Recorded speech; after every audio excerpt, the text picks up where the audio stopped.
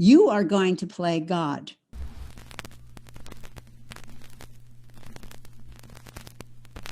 I am the Father. I am the Father of your son. I am the Father of your mother and of your father. I am the Father of your grandfather and of your great-grandfather. I am the Father of your brother and of your sister. I am the Father of your grandson and of your great-grandson. Just thinking my father was God as a child. He was God. I am the Father of the sky above your head and of the earth beneath your feet. I am the Father of the lightning that springs from the clouds and of the rainbow above the houses. He always used his hands.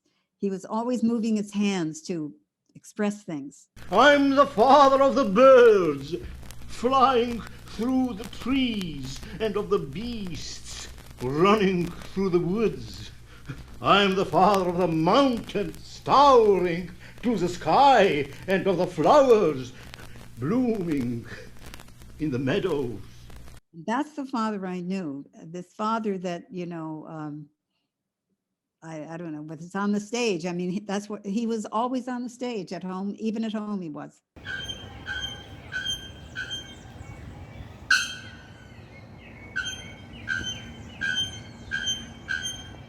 What he said was, I am God, but anyone can be God. You can be God, I can be God.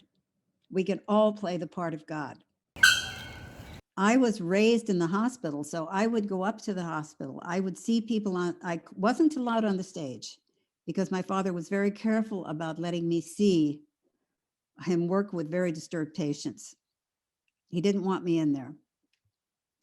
So I didn't go in there, but I became friends with a lot of the patients. He didn't really want to be part of the academic establishment, but he also, I don't think he didn't quite know, I don't think he quite figured out the pathway to being part of the academic establishment.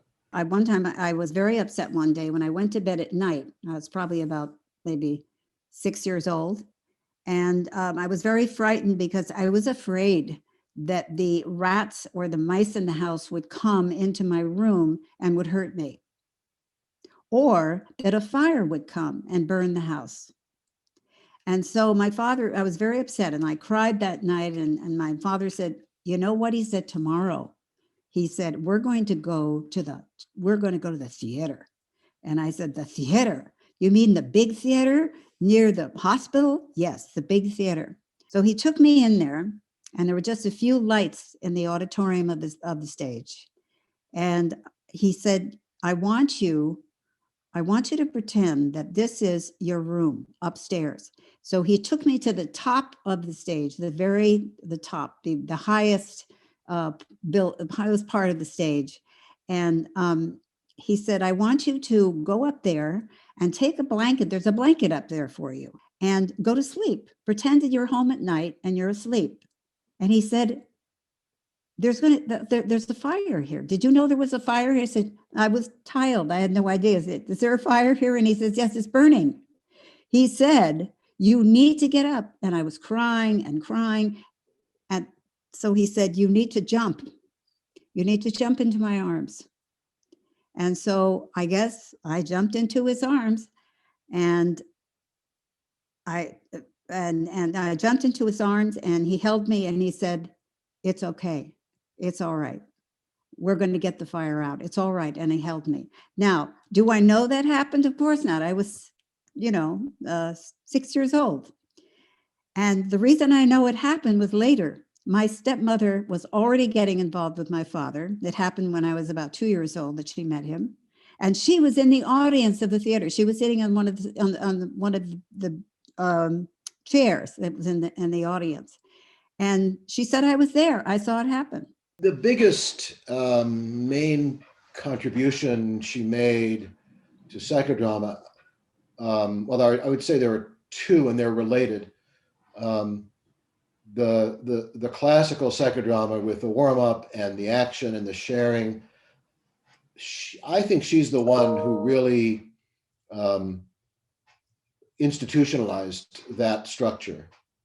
And especially the sharing, that was really her. And I think she did that increasingly in the 50s and 60s. And by the time my father stopped working, really started being too frail to work by the late 1960s, that was the standard structure that students would use and learn from her.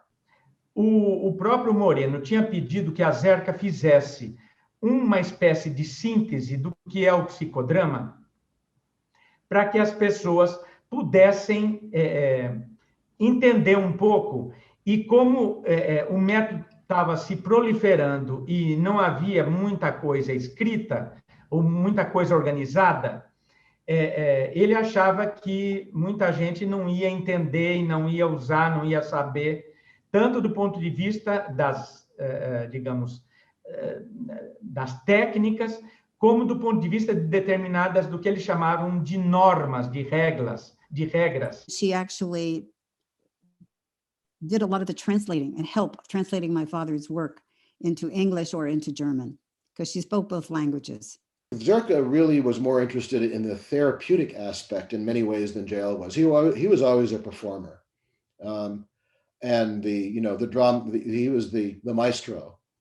Zerka was a good actress, but she was also, I think, frankly, in many ways, a better therapist. So both my mother and my stepmother were very much part of my father's work in his life. They never stopped. E realmente, se não fosse a Zerca, o Moreno não teria feito o trabalho que fez. Aliás, ele não foi só dele, né? Without my uncle, my father's work he wouldn't have had his first psychodrama groups in New York. Absolutely not. The first theater was in New York.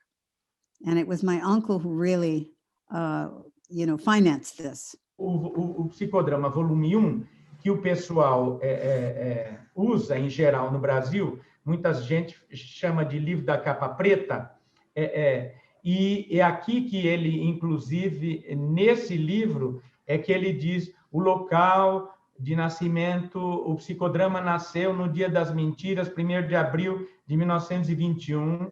Eu comecei a divulgar 1º de abril como Dia do Psicodrama em 2003, 2004, mais ou menos, né?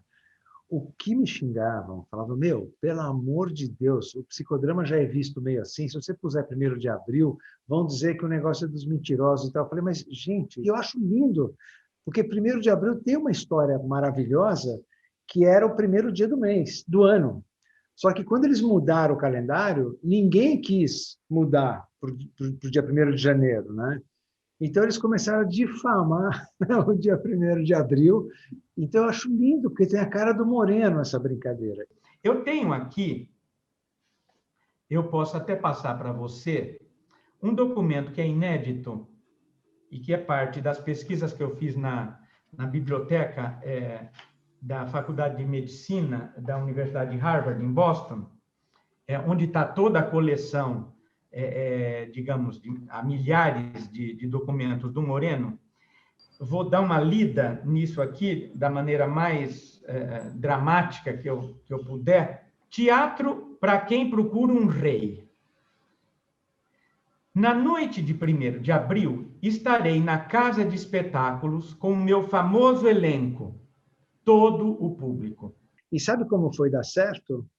Eu criei o Psychodrama Day, o dia do psicodrama, lá fora, em 2010. Montei até um site, psychodramaday.com, acho, sei lá, nem me lembro mais. E aí começou a ter coisas lá fora. Aí eu pegava as coisas lá de fora que eu mesmo publiquei e publicava aqui dentro. Primeiro ato, busca por um rei. Após o primeiro ato, deve haver uma pausa, durante a qual uma busca é feita por todo o público de alguém digno de ser rei. Today we recognize, the 100th anniversary of psychodrama from the events in the House of Comedies in 1921. on April Fool's Day, when JL tried to do his theater of spontaneity to an elite audience in Vienna. Segundo ato, busca por uma rainha. Após o segundo ato, deve haver uma pausa durante a qual uma busca é feita por todo o público de alguma pessoa digna de ser a rainha. It wasn't what people were expecting. They were going to the theater and they're expecting to see a play with a regular dramatic arc, with a climax. And he did something quite different, and it was very unsatisfying, particularly for the Viennese, who took such pride in their theater, opera, and their formal theater. O dia da mentira é o dia dos bobos, do que fala a verdade, do que bota para fora o que tem para botar. É o dia que a mentira é a verdade, é o como ser, né? É apaixonante. Se houver um rei na plateia, ele se levantará e fará o papel de rei. Só no teatro ele pode provar que é o verdadeiro rei. Primeiro, vamos ver. ¿Existe el psicodrama?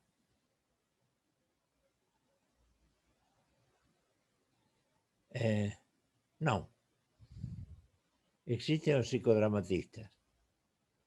Existe una idea que cada uno pega una parte central y configura uma metodologia, mas você faz, cada um faz, é artesanal, não o que se fala, o que se faz. I was at the University of Wisconsin and I was a student of speech pathology, speech therapy. And I was studying for an exam in the library, and there was this book called Psychodrama Volume 1, I think it was. And I thought, oh, this is interesting, much more interesting than my exam stuff. And in the book was Moreno talking about working with stammerers, stutterers, and that was my specialty at that time. I think I was a student, I think I was in my second year of university or third year. I asked my professor if I could try it because I had a group of teenagers who stammered, all of them. And so I had them do scenes like, you go into a grocery store and you say, give me the lettuce or something. Or, can I buy lettuce? And they would stammer very badly.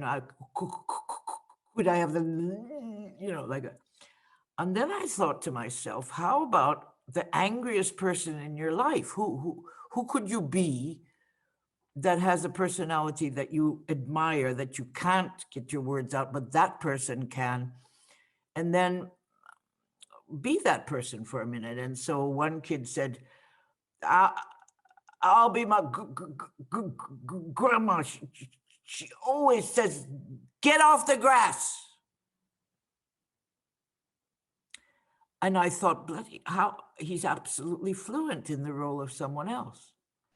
Eu estava procurando alguma coisa que juntasse arte com ciência. E lia, por exemplo, muito, a leitura também era e a história de San Michele, de Axel Munthe, que era uma história de um médico na ilha de Capri, de Ana Capri, que era uma coisa, era um médico de alma, procurava a alma das pessoas. Comecei medicina e alma não tinha nada a ver. I mean, Zerka used to say, pain wears the same clothes all around the world. And I think it's also true of joy. And when I go to China or Korea or Taiwan or South America or whatever, I feel so identified. I feel like that's my country. If I'm in Sao Paulo, I feel very identified then as a Brazilian. Or if I'm in Argentina, I feel at home my home is where I am somehow. comecei a compreender que Moreno queria dizer tudo é uma relação. Tudo é uma relação. Isso que está acontecendo agora mesmo é uma relação. Cada gesto, o gesto que está fazendo agora, assim, me inspira uma coisa. Tudo é entre. Então, um dia procurando, encontrei grupos. Nos grupos tinha uma coisa, não nas pessoas do grupo só, que era mais perto daquilo que para mim me fazia sentir, dava sentido à minha vida. Eu fui e vi uma sessão dirigida por Moreno, achei horrível. Achei, a verdade, eu achei horrível. Em Paris era isso. Aí comecei a aprender psicodrama sem acreditar que isso ia me levar aonde eu queria. Devagarinho, fui levado da mão da Zerka Moreno. Ela tinha só uma mão, mas tinha 1000 mãos que te levavam a tratar de que você compreendesse como chegar à alma humana, como chegar através do corpo, como ver uma pessoa em um nível mais holístico, porque ela era humana. Talvez porque não era nem médica nem psicóloga, porque ela estudou desenho de modas. Que tinha a ver com desenho de modas, mas foi entrando pela alma, não pela cabeça.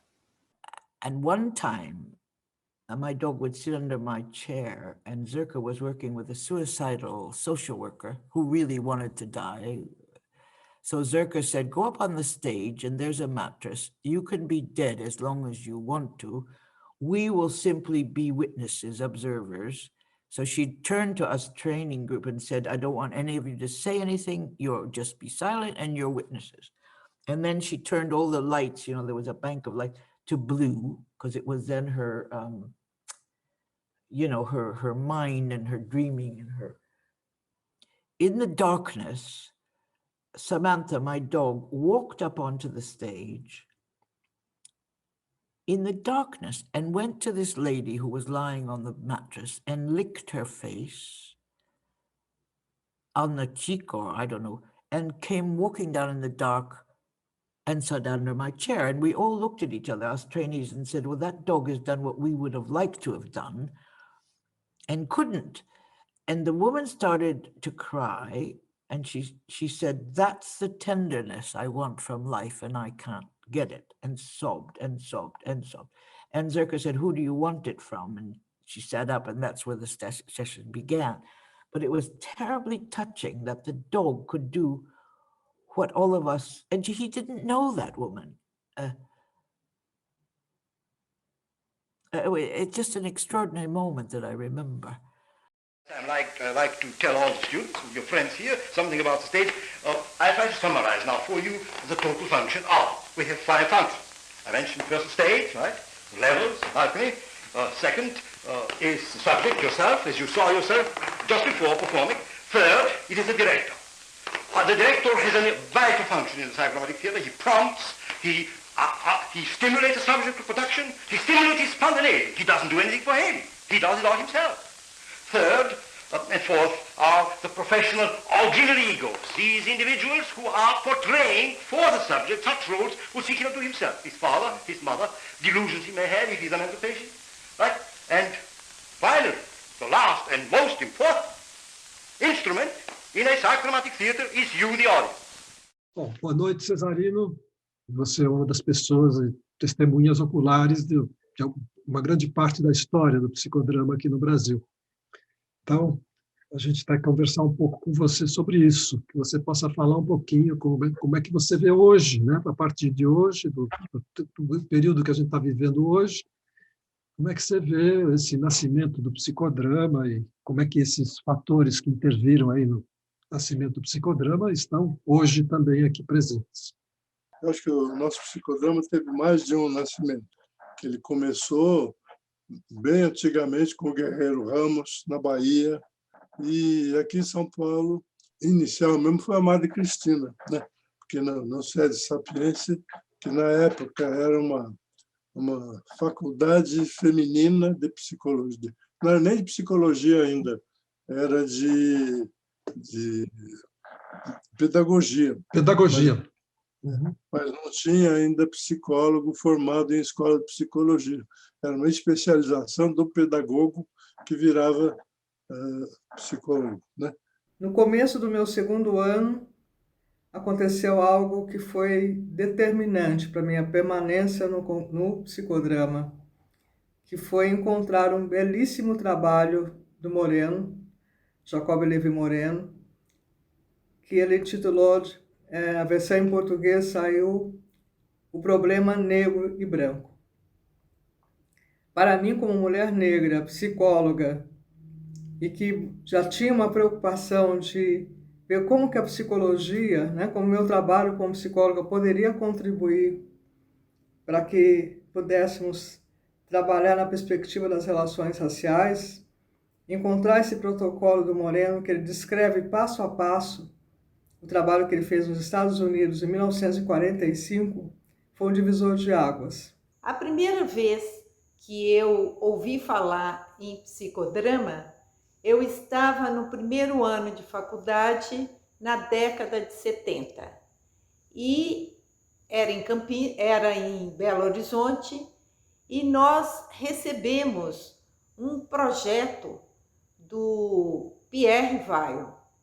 Ele, com seus alunos, ofereceram aos estudantes de psicologia do primeiro ano um grupo de terapia dentro do nosso horário de aula. Na década de 80, no início da década de 80, nós nos mudamos para Campinas e eu recebi um convite para fazer uma pesquisa e organizar um centro de saúde de doenças sexualmente transmissíveis. E aí, dentro desse trabalho, eu percebi que eu não sabia conversar com pessoas de uma forma simples. A clientela era principalmente formada por prostitutas. Moreno tinha uma preocupação com os chamados grupos excluídos.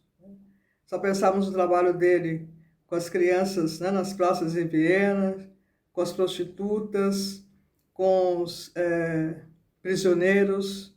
Me lembrei do Pierre Weil e fui procurar um curso de formação em psicodrama. Continuei estudando, pesquisando, encontro Alberto Guerreiro Ramos. Um outro grande encontro, ler os seus textos, entrar em contato com a maneira que ele trabalhou o psicodrama no Teatro Experimental do Negro, no momento de pensar, especialmente pensar na reorganização do movimento negro e pensar como que o psicodrama poderia contribuir com a população que frequentava o Teatro Experimental do Negro, buscando trabalhar as dores emocionais em decorrência da sociedade racista, que é a sociedade brasileira.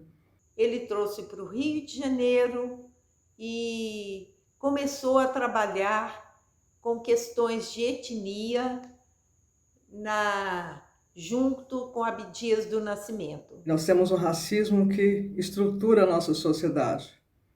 O psicodrama, nas palavras de Guerreiro Ramos, era um recurso fundamental para, ao invés de palavras, poder colocar em ação, colocar no palco psicossociodramático essas questões e que pudessem serem trabalhadas.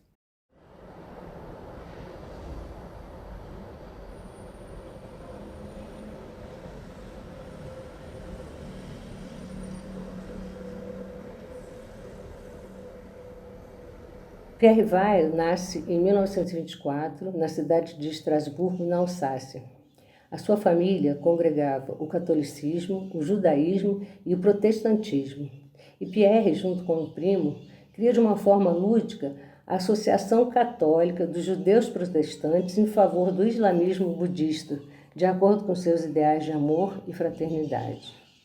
Mas Pierre passa pela Segunda Guerra Mundial, que deixa marcas muito fortes na sua trajetória.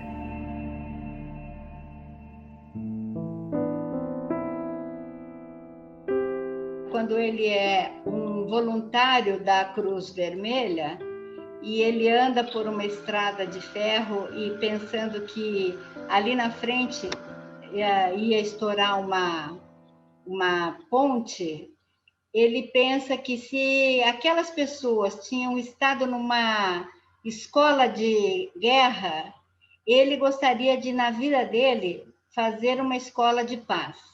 Se podia estudar para fazer guerra, por que não estudar para viver em paz? Aos 30 anos, Pierre Weil publica 2 livros, O Corpo Fala e As Relações Humanas na Família. O Pierre que eu conheci era um estudante que era estudante desde a infância dele até ele fazer a passagem, ele era um estudante. Na década de 50, Pierre Weil recebe um convite do Serviço Nacional do Comércio, SENAC, no Brasil, para proferir estudos sobre métodos diagnósticos de personalidade.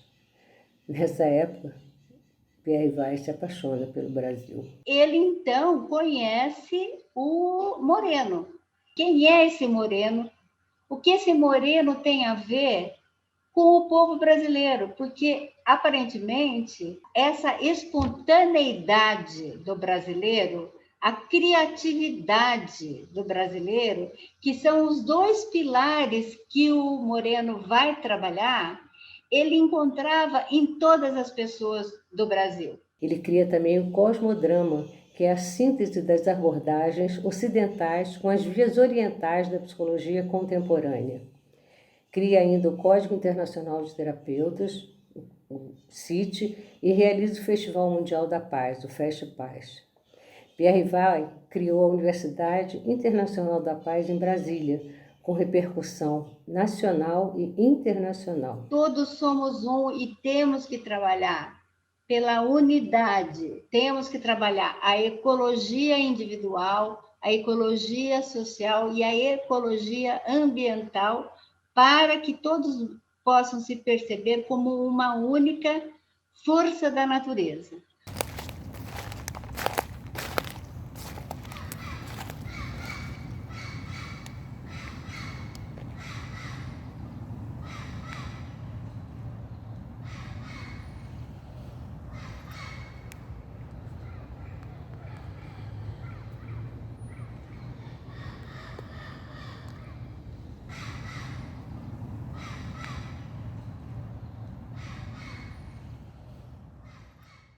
Eu estava insatisfeito com a psiquiatria que havia aqui no nosso meio. Era restrita basicamente aos métodos biológicos de tratamento. E eu me dispus a me retirar, a me ausentar de Salvador em busca de novos campos de conhecimento, novos campos de formação psiquiátrica. Comecei a residência psiquiátrica no Hospital Nacional José Borda, o similar ao Juqueri, em São Paulo. Por coincidência, Bermúdez frequentava o Hospital Borda, onde eu estava residindo, e ele tinha um laboratório, ele fazia pesquisas com os psicóticos, que era a minha população predileta na época. Eu entrei em contato com o Bermúdez, e Bermúdez, nesse primeiro contato, lá mesmo no hospital, eu disse: eu gostaria de ter um contato com o senhor mais aprofundado e me candidatar a fazer a minha psicanálise, a minha psicoterapia em grupo. Este foi o meu encontro com o Bermúdez, o encontro formal, né? Porque depois veio o encontro existencial, que é alguns anos depois, 2 anos depois. Continuei fazendo a minha psicoterapia com ele, o meu psicodrama grupal. Nesse mesmo ano, eu fui admitido na Associação Argentina de Psicodrama e Psicoterapia de Grupo e comecei a minha formação. Mas quando eu digo o encontro existencial, foi em 72, mais ou menos. Eu tinha ficado noivo em Buenos Aires, uma jovem ceramista, e ela foi assassinada, e eu, na qualidade de noivo, eu fui incriminado neste evento. E cheguei a ficar preso 5 dias na delegacia lá de Martínez, a região onde ela morava.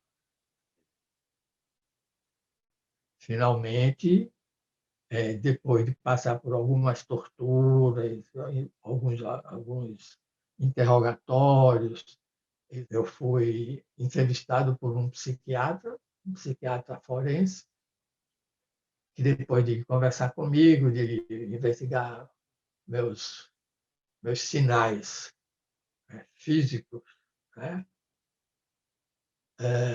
Disse que não via a razão porque eu estava sendo incriminado e que havia uma pessoa fora da sala que estava querendo falar comigo. Então, se eu me opunha, eu falei, não, eu falo com qualquer pessoa. Então, quando ele abriu a porta, entrou Bermúdez. Isso aí foi um momento muito emocionante para mim, e ele me abraçou afetivamente e depois disse que estava tudo bem, que já tinha conversado com o pessoal da investigação policial e que eu aguardasse que tudo ia sair bem. Bom, esse foi um momento muito importante. Eu estou relembrando isso porque tenho pouca oportunidade de falar disso, e isso ainda me comove muito. Bom, passado esse episódio, eu aí já estava entregue de cabeça e corpo e alma ao psicodrama. Eu respirava psicodrama de manhã, de tarde e de noite. Eu tinha realmente me descoberto um psicodramatista.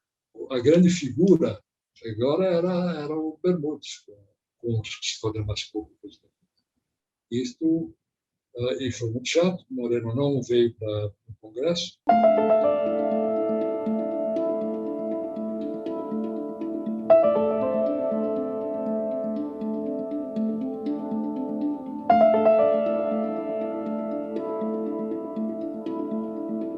Quando teve o Congresso, em 70, foi o Congresso Internacional de Psicodrama, né?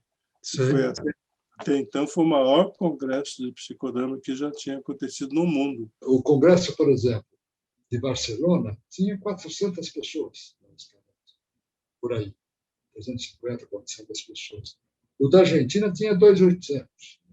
O do México teve 3.500 pessoas. Você se lembra que nessa época os congressos todos médicos e de outras coisas eram sempre feitos fora, num hotel em Campos do Jordão, onde tal, fora, bem longe. Você ficava meio no meio do mato, num lugar muito lindo, muito agradável, só o grupo do congresso. A gente fez na Avenida Paulista. Na verdade, foi um acontecimento cultural aqui em São Paulo, porque, por exemplo, muitos artistas plásticos, atores e atrizes, todo o pessoal de dança, Na verdade, o psicodrama ele incorpora muito todas as atividades artísticas, né? Eu era um dos dirigentes do Congresso, né? Sim. Então, a gente deixava que se inscrevesse quem quisesse. Não precisava ser psiquiatra, psicanalista. Eu não imagino agora de cabeça quantas atividades conjuntas existiam no mesmo horário. Então, seria assim, pelo menos 15, 20 ateliês, workshops, psicodrama público, tudo acontecendo, e as pessoas se espalhando nos diferentes locais, havia as divisões, e havia um palco central onde aconteciam as sessões públicas, sessões abertas, né, constantemente. Nisto veio o Bermudes, tinha informações, e ele, na realidade, ele disse que soube, devia ter algum contato lá nos Estados Unidos, que o Moreno não viria, mas pagou a passagem para um sociólogo francês que tinha tido problemas na França, inclusive de prisão, etc., para produzir estudos. Era Lapassade. Lapassade, ele era um sociólogo, estava muito imbuído até de uma postura revolucionária, revolucionária no sentido político mais amplo, assim, de que as instituições são falidas, as instituições capitalistas são falidas. O que ele queria também questionar era a ditadura que existia no Brasil. Então, a todo momento, ele entrava em atividades que estavam acontecendo e ele interrompia e fazia um arrazoado lá, dizendo que aquilo era um absurdo, que estava todo mundo se submetendo à política e submetendo a política de uma ditadura. E o Bermudes disse que ele, provavelmente Moreno fez isso para criar agitação aqui, e que poderia trazer uma confusão danada aqui no Brasil. O Sueiro era o presidente do brasileiro do Congresso. Claro que o Sueiro ficou apavorado com a situação, porque realmente havia o risco de haver uma intervenção policial. Nós sabíamos todos que havia inúmeros policiais, não é, quer dizer, disfarçados, né, paisana, vamos dizer assim. Quando chegou no penúltimo dia, e aí vieram a notícia que precisariam fechar o MASP às 10 horas da noite. Muita gente reunida para a ditadura, em princípio, é perigoso. E o senhor aqui, Solange, o senhor veio aqui e nós sabemos do seu histórico lá na França. E o senhor está vendo aqui agitar o grupo, que nós vivemos um momento difícil, e o senhor está querendo transformar isso numa agitação. Por favor, todos têm que ser retirados daqui às 10 horas da noite. Fomos falar com o Lapassade e explicamos para ele, olha, acontece o seguinte, quer dizer, você está tentando, de alguma maneira, revolucionar o Congresso, né, com qual a finalidade, nós estamos... É um congresso muito importante para nós, etc., etc. E ele falou exatamente. Eu estou querendo subverter, eu quero que feche o Congresso, porque aí vai ter uma grande repercussão mundial do que está acontecendo na terra de vocês. Ninguém foi preso. Mas aí começou a ter um problema de uma certa oposição do Cesarino em relação ao Bermudes e do Bermudes em relação ao Cesarino. A questão política antecedeu o Congresso.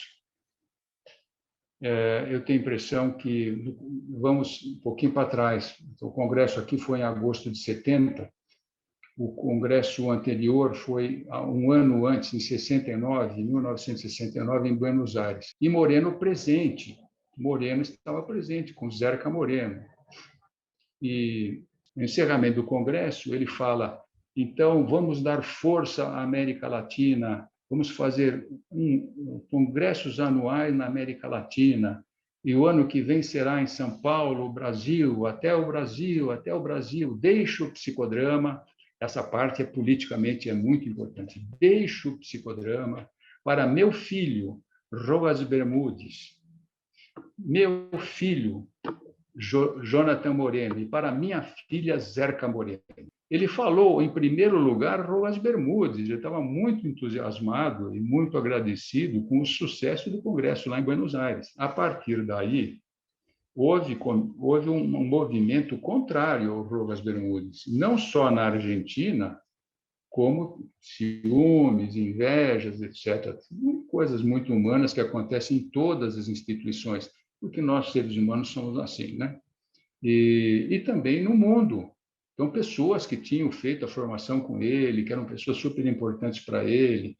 Ele chegou abertamente e me explicou o que, do ponto de vista dele, teria acontecido em São Paulo, e se eu me sentisse muito desconfortável, que eu era livre para tomar o caminho que eu quisesse. Os elementos da equipe do Rojas Bermúdez, eles começaram a boicotar o próprio Rojas Bermúdez. Eu não via motivo para me afastar, me desligar e fazer qualquer movimento de ruptura com ele. Não havia nada entre eu e ele, não havia nada que justificasse isso, e eu continuei.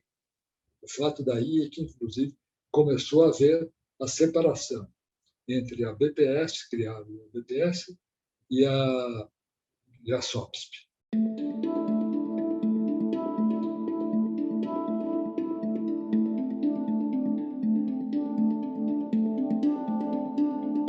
A ideia da formação e da fundação da FEBRAP surgiu em Curitiba. Isso nos anos 70, eu tinha 2 grupos terapêuticos lá, e o Sebastião de Mello, psicodramatista também aqui do estado de São Paulo, também tinha 2 grupos com quintanistas de psicologia. Então, esses alunos, esses pacientes, na verdade, depois alunos, quiseram fazer a formação teórica. Então, houve uma união da Sociedade de Psicodrama de São Paulo, que era a entidade a qual eu pertencia, e a BPS, a entidade a qual Sebastião de Mello pertencia, para dar a formação teórica. Então, os professores foram de ambas as entidades. Esta foi uma ideia que se abriu para se ter uma entidade nacional. Coincidentemente, neste ano, foi o ano de 75, houve uma jornada no Rio de Janeiro, liderada por Ronald de Carvalho Filho e por Pierre Weil, onde eu expus a ideia de se fazer uma entidade nacional, simplesmente para ter um congresso bianual, uma revista onde nós pudéssemos publicar nossos trabalhos e uma normatização mínima do currículo das sociedades. Então, tudo isso foi trabalhado durante vários meses, nós fizemos reuniões com os representantes das entidades que existiam no Brasil naquela época, e chegamos por consenso a um estatuto que foi aprovado em 1976. Já em 78, tivemos a concretização da ideia. O primeiro Congresso Brasileiro de Psicodrama, é a primeira revista de psicodrama da FEBRAP, que foi exatamente no mesmo ano, e a partir daí todas as entidades do Brasil começaram a seguir uma normatização nos seus currículos. Há muitos anos, numa sessão de psicoterapia de grupo, eu vivenciei uma cena muito precoce. Com menos de 2 anos, eu assistindo minha mãe amamentar a minha irmã recém-nascida. E a direção sensível dessa cena foi me levando a dimensões do meu mundo interno que eu jamais havia imaginado. E ali eu me apaixonei pelo psicodrama psicoterapêutico. Fui fazer supervisão com Fonseca, fiz um estágio de 10 dias em Beacon com a Zerka Moreno, fiz especialização no Instituto Sete Sapiense, sempre com essa intenção de levar essa nova forma de trabalhar para a minha clínica. Até que em 1997, a Marlene Marra me convidou para fazer parte da diretoria executiva da FEBRAP. E eu fiquei lá por 6 anos. Passaram-se os anos e eu recebi o convite da Milene Fell para assumir a função de editora da Revista Brasileira de Psicodrama. E essa foi uma paixão. Eu pude me apaixonar de fato pelo psicodrama, todas as suas tendências e vertentes e contextos. e retribuir muito do que o psicodrama me deu na minha vida pessoal e na minha vida profissional. E hoje eu reconheço que a Revista Brasileira de Psicodrama se transformou nesse cartão de visitas, nessa apresentação de um psicodrama brasileiro científico, que foi o grande sonho dos fundadores da FEBRAP e de todos que se seguiram, porque há quase 30 anos a FEBRAP vem dando um apoio total para o fortalecimento da revista.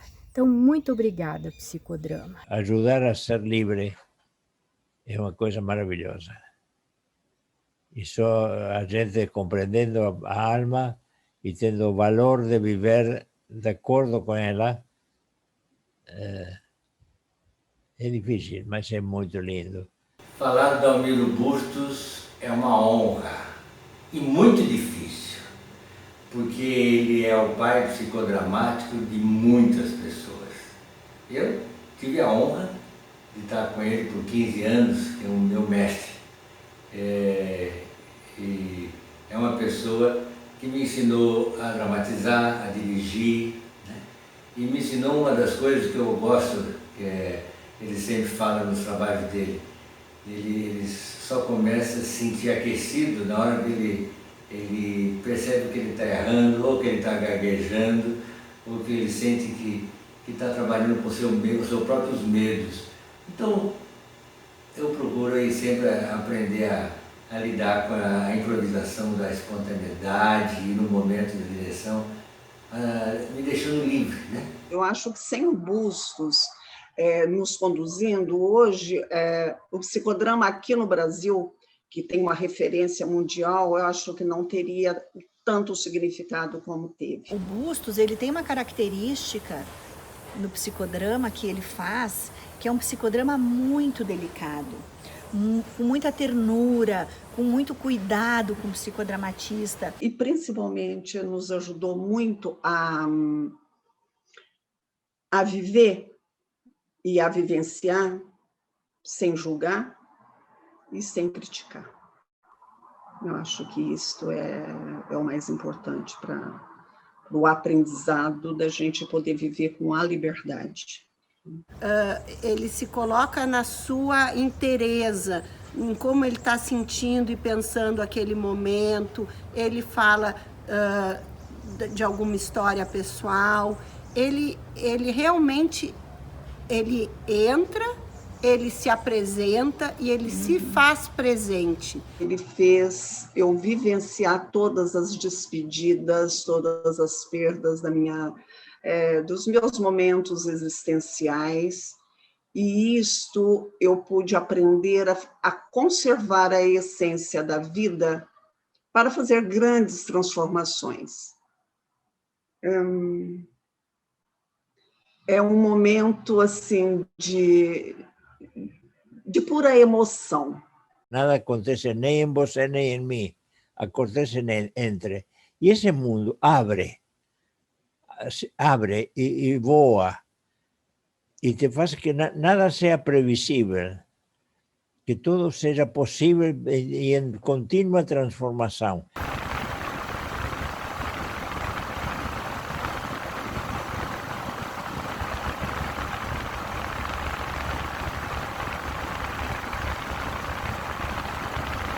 O psicodrama entrou na nossa vida quando a Marta Echenique, a nossa mãe, começou no psicodrama. 1974. Então, nós éramos crianças e de lá para cá o psicodrama faz parte da nossa vida, né? Então, é um pouco diferente dessa perspectiva de um dia eu encontrei o psicodrama, né? Eu não sinto que eu encontrei o psicodrama. Dá pra gente dizer que o psicodrama nos encontrou. O psicodrama nos encontrou. Eu estava na faculdade, eu acho que no segundo ano ou terceiro da faculdade de psicologia, e um dia, não sei como, caiu nos meus braços o livro do Bermudes, Introdução ao Psicodrama. E eu nunca tinha ouvido falar naquilo, li o livro rapidamente, me sentei no campus da faculdade, assim, devorei o livro e disse assim: é isso que eu quero fazer na vida. toda a nossa infância foi já construída, o nosso desenvolvimento dentro das premissas do psicodrama. Nós éramos poucos, né? No Brasil, muito menos do que somos hoje, e havia uma confraternização, uma quase cumplicidade no movimento psicodramático, e os congressos eram momentos assim de muita confraternização, de muita alegria. Era muito afetivo, era científico, mas também era muito afetivo. Nós fomos fazer a formação em psicodrama e assumimos o psicodrama como um fazer profissional nosso, né? Aí como uma escolha pessoal, né? Num determinado congresso, que eu não me lembro qual seria exatamente, eu olhei e disse, meu Deus, talvez metade dessas pessoas eu não conheço. E aquilo foi um pouco, assim, surpreendente para mim. Foi quase um choque, porque até então a gente conhecia todo mundo. São tantas as experiências marcantes, né? Tantas. Não saberia te dizer. Eu sei que o psicodrama, para mim, tem um antes e um depois, né? Ele me transformou profundamente. O ser humano que eu sou hoje é resultado do psicodrama, da presença do psicodrama na minha vida. Mas eu não diria que houve uma experiência, foi uma sucessão de experiências. O instrumento maior que a gente pode usar somos nós mesmos, as nossas emoções, as nossas vivências, a nossa percepção do que está acontecendo a cada momento. Então, acho que isso é bem importante. Eu acho que o psicodrama abriu portas para mim, desbravou caminhos, e eu me tornei, através da sua prática, da experiência do psicodrama, um ser mais autêntico, mais livre, mais corajoso. Eu hoje acho que isso eu devo ao psicodrama. Me leva para sempre, Beatriz. Me ensina a não andar com os pés no chão. Para sempre é sempre por um triz. O Teatro da Espontaneidade, criado por Jacó Levi Moreno em 1920, junto com os expressionistas da época, reagia a um teatro antigo, aristocrático, burguês. E aí Moreno dizia, o espectador espontâneo pula para o palco, com a finalidade de entrar em conflito com o seu passado, com o seu quase imutável destino, apresentando no palco uma nova dramaturgia. Para falar do Moisés Aguiar, a gente tem que falar de teatro espontâneo, e falar de teatro espontâneo tem que falar de Moisés Aguiar. Ele teve uma longa vida profissional, onde ele foi desenvolvendo, a partir de 1984, 85,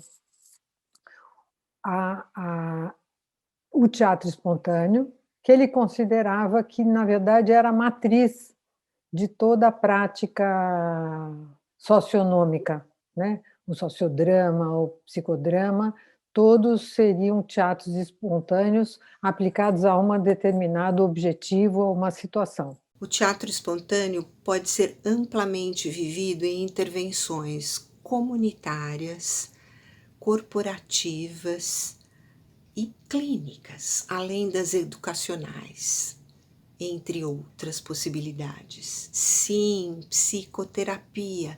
Eu uso o teatro espontâneo em psicoterapia. Acho que o Moisés Aguiar nunca ocupou a cena principal do psicodrama,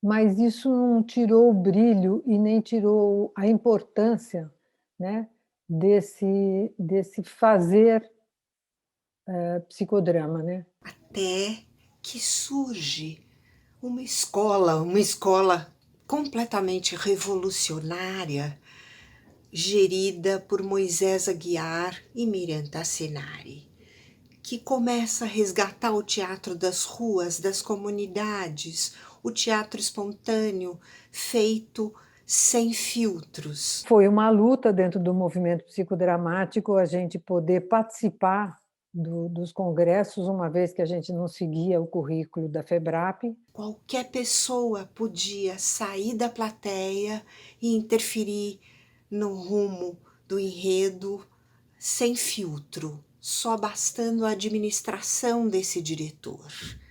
Isto revoluciona tanto o movimento psicodramático que a reação foi muito forte e foi banida essa escola. Quando a Companhia do Teatro Espontâneo, não sei se algum de vocês se lembram disso, a companhia, alguns alunos fizeram uma árvore nascendo e uma árvore crescendo, e era uma cena, né, que acho que essa era a característica principal dessa abordagem do Moisés Aguiar, de a gente fazer cenas, vamos chamar realistas do teatro. Então, os alunos fizeram essa cena onde eles estão plantando uma árvore, onde essa árvore vai crescendo e aonde vai crescendo, e aquilo deu uma... Desculpe, mas deu uma comoção. Era em Águas de São Pedro, no estádio, e as pessoas foram absolutamente tocadas por aquela cena, que era uma cena de fato muito bonita. E ali acho que talvez a Companhia do Teatro Espontâneo tenha nascido para mais pessoas do psicodrama. Aos poucos, todas as coisas que Aguiar nos trouxe foram sendo incorporadas ao psicodrama,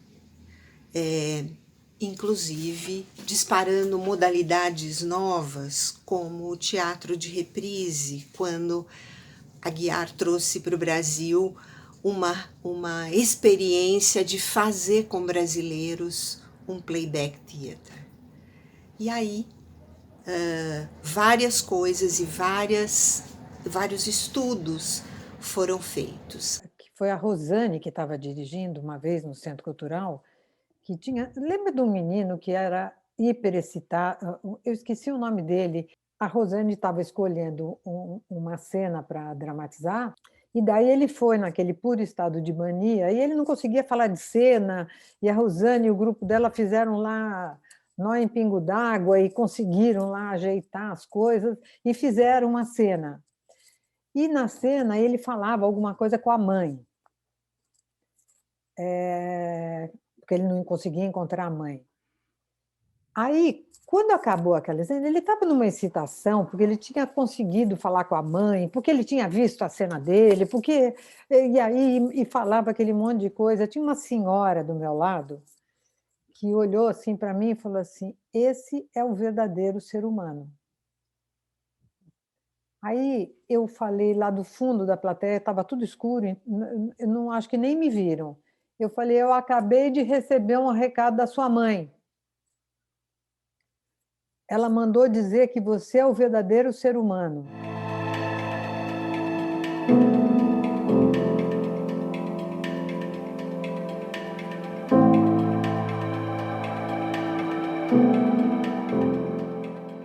Que todos os seres sejam benditos, com um lugar no universo, com um lugar no sol ou um lugar na lua.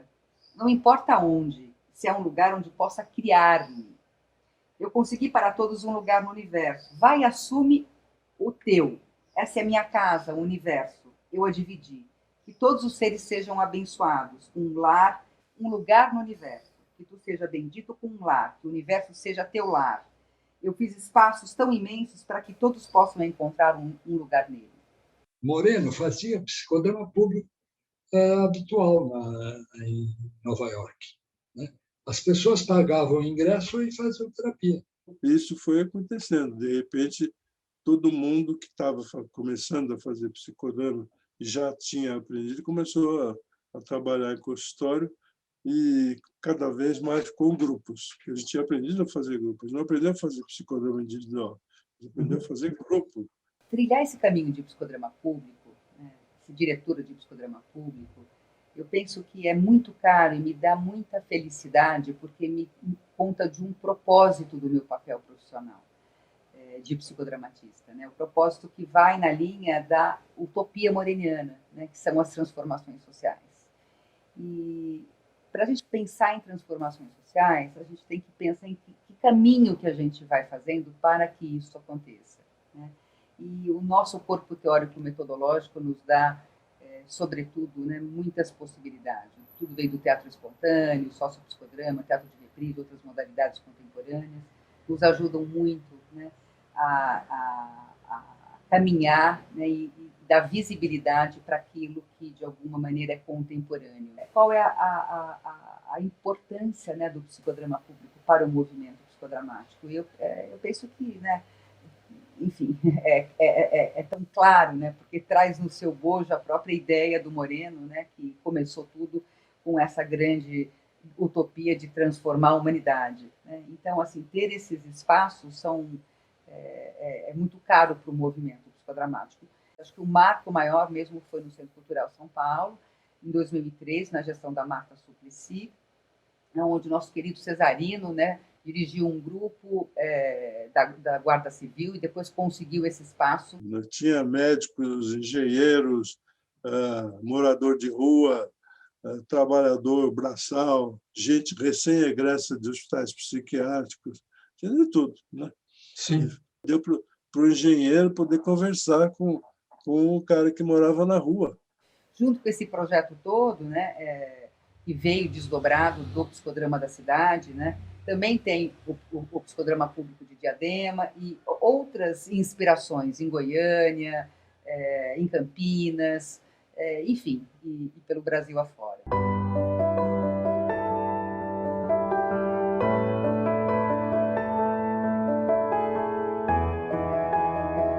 Quando criança, minha mãe era uma artesã, bonequeira, uma mulher da roça, que me fazia muitos bonecos de pano da cultura popular, aqueles ancestrais que eu estou mostrando aqui para vocês. E tudo que eu via no mundo adulto, eu representava com os meus bonecos, todos aqueles papéis, né, nos guisados, nos casamentos, até nos velórios. Então, todo ano eu ia visitar meus pais. E numa dessas visitas, passando por Recife, eu encontro as bonequinhas de pano da minha infância. E aquilo me tocou profundamente, né? Eu fui para o hotel, corri para o hotel, fiz uma mandala com as 20 bonecas, aquele objeto intermediário de tanto valor, e eu comecei a brincar com todas as minhas facetas. Então eu ria, eu me divertia. Foi de uma espontaneidade, de uma télia que eu vivi com esse objeto intermediário, que eu pensei, poxa, se eu vivi essa emoção, será que se eu utilizar essas bonecas com grupos de mulheres, isso pode dar certo? E aí, em um grupo de mulheres, eu apliquei. As pessoas transformam a boneca. Então, eu estava nascendo o tatadrama de mãos dadas com o psicodrama, mas eu não sabia que estava acontecendo algo.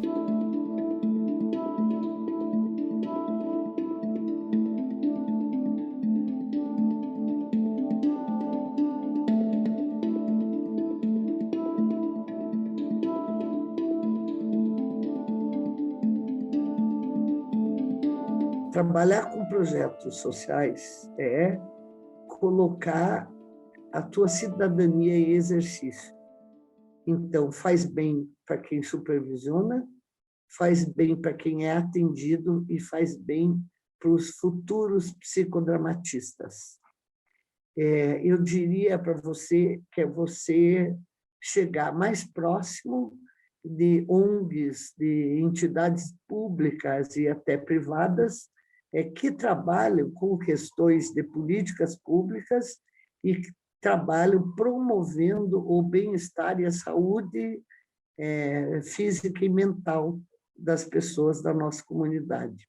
Eu acho que fez toda a diferença para a escola e fez toda a diferença para quem participa desses projetos. Nós traçamos um projeto que foi coerente com a filosofia do próprio psicodrama e do nosso querido Moreno. Nós traçamos um projeto de transformar a nossa escola em utilidade pública municipal, depois estadual e depois federal, cada coisa a seu tempo. E você tem a oportunidade de votar uma política pública, sabendo que aquilo vai do município para o Estado e depois vai para o governo federal, e que você contribuiu para que essas questões fossem levantadas e patrocinadas pelo governo, é sensacional. O que eu quero contar para vocês, nesses 100 anos de psicodrama, que assim, ele é um método que confia e entrega. Confia e entrega.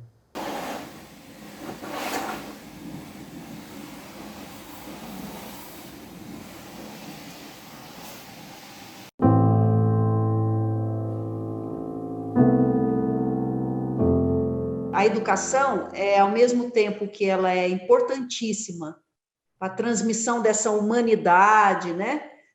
Desse conhecimento que a humanidade vai acumulando, né? Que nos dá a condição de humanização, ela também é repetitiva e reprodutiva, né? E com os métodos socionômicos que dão vazão à espontaneidade, por decorrência alguma criatividade, nós temos a oportunidade de trazer da realidade o conteúdo, de acrescentar o conteúdo didático, mas também de transpor, né, de trazer o novo. E o psicodrama permite aos profissionais aprender e refletir sobre a própria prática, na medida em que é possível reviver cenas do cotidiano profissional e problematizar e criar outras possibilidades, rever a própria postura. A educação é um ensinar e um aprender, né? A gente está sempre ensinando e sempre aprendendo também. Mas a gente precisa ter disponibilidade para isso, né? Eu acho que nem sempre as pessoas têm disponibilidade para trabalhar com o indeterminado, que é uma pontuação importante do Moreno. E, para mim, o indeterminado é o que acontece. A gente tem que deixar acontecer. Isso no dia a dia faz toda a diferença, nos detalhes. Como, por exemplo, situações que eu já vivenciei de homofobia em sala de aula. A gente poderia pensar, isso não tem a ver com a aula, vamos lá continuar. Isso é o que o senso comum, digamos assim, faria. O professor psicodramatista, não.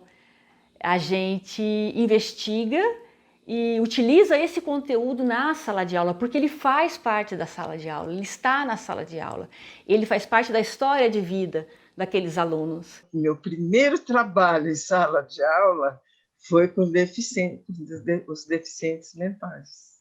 Alfabetizar 3 deles num grupo de 6. Esse trabalho com eles foi o que me mostrou que o psicodrama era capaz de transformar qualquer situação, qualquer pessoa e qualquer momento, porque eles começaram a mostrar que eles sabiam coisas que nós, às vezes, não sabíamos. Eu participei de uma formação de professores, eu era professora na época, e usavam algumas técnicas assim, de dramatização, de inversão de papéis, e aquilo foi super forte. Eu percebi como que a minha aprendizagem foi absolutamente diferente com aquela metodologia. E, na realidade, é a educação que favorece a continuidade do psicodrama no Brasil, porque são as escolas, né, federalizadas, a FEBRAP, que promove uma continuidade oficial através das formações, dos cursos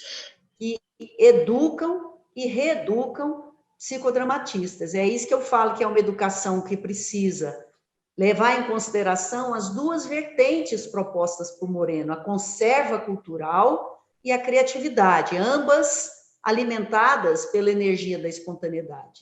Well, of course it is important that you all understand that there is a fundamental difference between the theater as a therapeutic functioning unit and the theater which we all understand as dedicated to joy and to pleasure. Uma boa formação, uma formação consistente, inclusive você vai respaldar profissionais que vão ser éticos no manejo do método psicodramático. Da teoria é que você vai saber o que você faz e para que você faz, né? Então, a teoria vai te dar essa clareza, né, do caminho a percorrer para chegar no objetivo que você quer, que é ajudar as pessoas. Então, aliado a essa teoria, né, é importante, a gente simula situações de individual, atendimento individual e atendimento de grupo, onde um aluno faz o papel de paciente, o outro de terapeuta, né? A gente tem as supervisões, né? Os alunos, eles fazem o estágio, eles fazem o atendimento, né, na clínica escola, onde eles vão colocar em prática, né, o que eles vão aprendendo lá no curso, e essa prática ela é supervisionada por um psicodramatista didata supervisor, né? E, além disso, eles fazem psicoterapia pessoal, tanto individual quanto em grupo, né? E essa psicoterapia pessoal é fundamental porque vai fazer com que a pessoa trabalhe também os seus conteúdos, né? Jacob Levi Moreno, o criador do psicodrama, né, trabalhou essencialmente com grupo. É lógico que tem um contexto, né, social histórico, que o psicodrama surgiu entre as duas grandes guerras, né?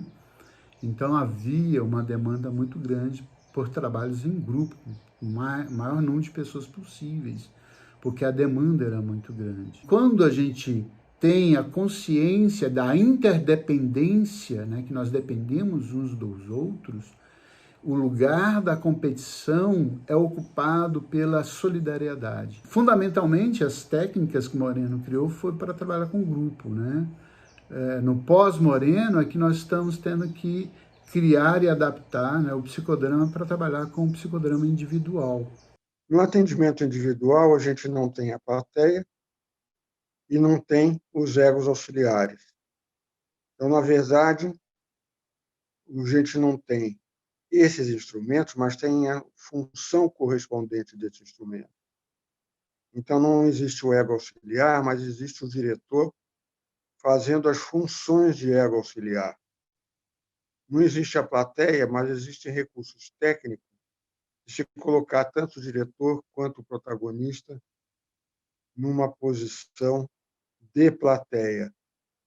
Então, a legitimação do psicodrama individual se faz pela substituição de alguns instrumentos em algumas funções. O que eu acho do psicodrama clínico, eu acho que ele tem milhões de possibilidades. Que a coisa lúdica do psicodrama, a possibilidade de ser genuíno, de ser a pessoa que eu sou, de dar para o paciente uma relação real, ao mesmo tempo em que eu dou milhões de possibilidades dele esquecer que é ele. Por exemplo, eu peço para ele virar aquele vasinho de flor, né, e me contar dele nesse ambiente, né? O vasinho, diria assim para vocês, o marido da Rosa comprou aquele vasinho de manhã no Hortifruti, depois de fazer as compras, porque ele sabe que ela gosta de ter uma florzinha no escritório que ela trabalha. Então, o vasinho fala de mim, o vasinho fala do paciente, o paciente se surpreende, imagina, falei do meu marido, do Hortifruti, e isso cria toda a diferença, né? Quer dizer, não fica uma terapia que é da cabeça, que é só cognitiva, que é pensada, que é uma história só contada, mas fica uma relação genuína dentro da vida. Todas as nossas técnicas básicas nos instigam a validar o outro, né? A construir, co-construir. Então é uma clínica muito ampla de possibilidades, não só em conceitos filosóficos de embasamento, né, de fundamentação, mas também de técnicas e de abertura, né, para o simbólico, para o novo.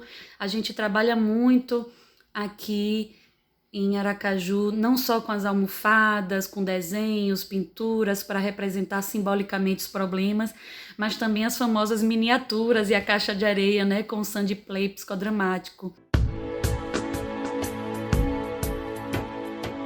No mundo corporativo, eu ouço falar de muitas teorias de gerações e seus tipos psicológicos. A resistência à mudança é uma situação que você fica olhando o momento, não na visão moreniana. Quando uma empresa ela não tem estruturado uma política de cargos e salários, quando um ocupante ele sai daquela posição, e aí existe uma dificuldade muito grande de entrar uma outra pessoa e dar o mesmo resultado, ou até mesmo fazer a mesma coisa. Quando a gente fala organização, instituição, a gente está falando educacional, pode ser ONG, pode ser empresarial.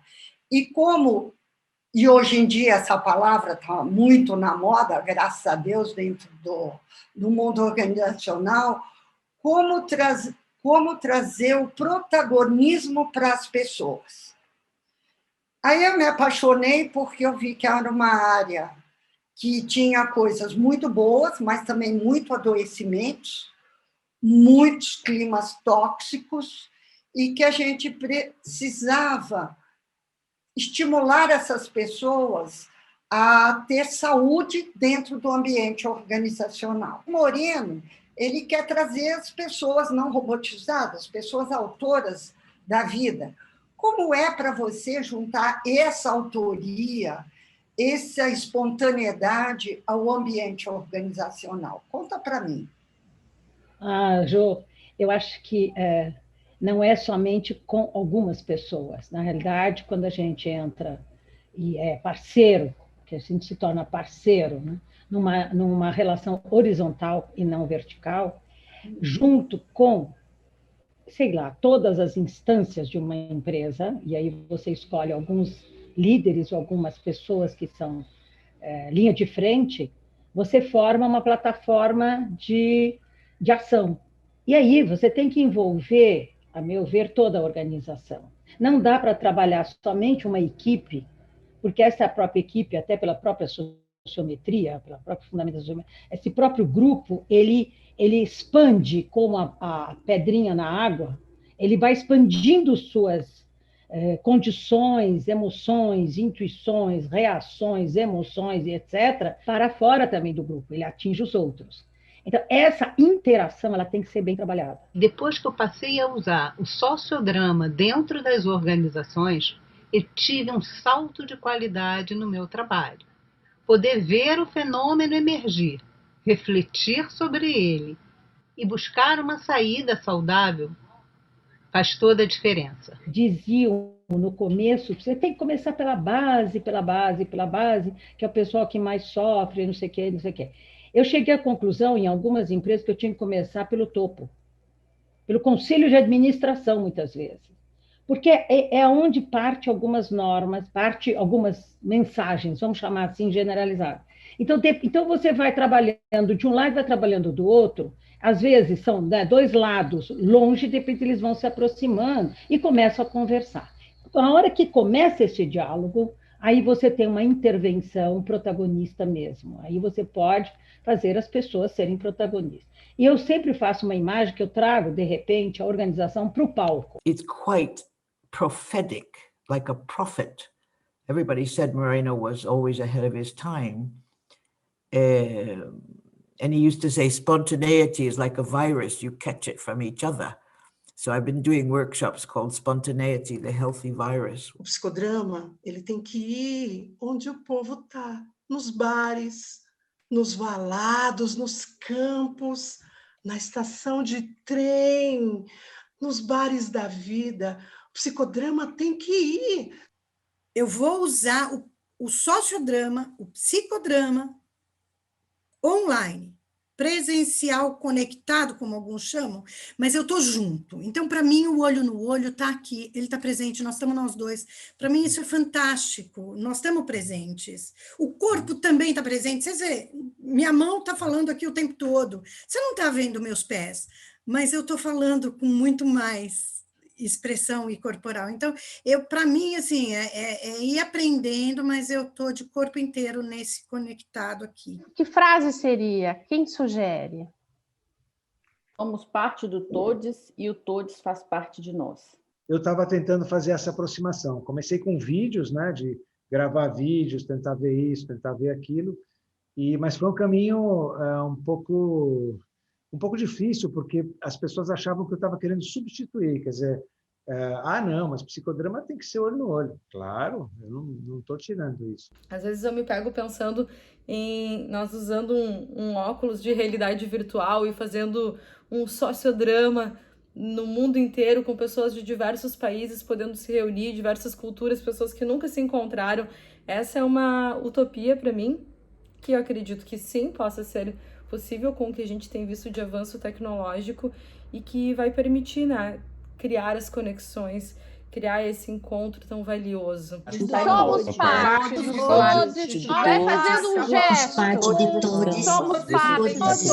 Ai, nós. Todos faz parte de nós. Ai, nós. Mais forte, mais alto. O psicodrama, ele tem um pedaço dele, ele tem um produto dele que é no virtual. Trabalho com psicodrama grupal online há vários anos. Em 2020, eu apresentaria essa experiência num congresso brasileiro de psicodrama presencial. Com a pandemia, esse congresso foi online. Então, eu apresentei um trabalho de psicodrama grupal online num congresso de psicodrama grupal online. Foi um congresso maravilhoso dentro das suas possibilidades, muito democrático, vieram muitos estudantes por conta de ser virtual, pessoas que habitualmente não teriam condições de vir ao congresso, porque teriam que viajar para Gramado, assistiram ao congresso, participaram. Então, nós tivemos um congresso muito diferente e, ao mesmo tempo, muito rico, muito gratificante de ter sido um congresso iniciador de uma nova etapa do psicodrama. Eu não acredito que os congressos voltem a ser como antes, depois dessa experiência. Gente, olha só, a Viviane ficou diferente, olha só. O futuro do psicodrama virtual é sensacional. O futuro do psicodrama é sensacional. Eu acho que realmente a gente está Você tem razão, é isso mesmo. Momento de psicodrama, presencial ou não. Eu acho que o psicodrama ele não tem um locus, ele é em qualquer locus, ele é a ação, o drama, a verdade. Ela aparece até no Dia da Mentira, que é o dia do psicodrama.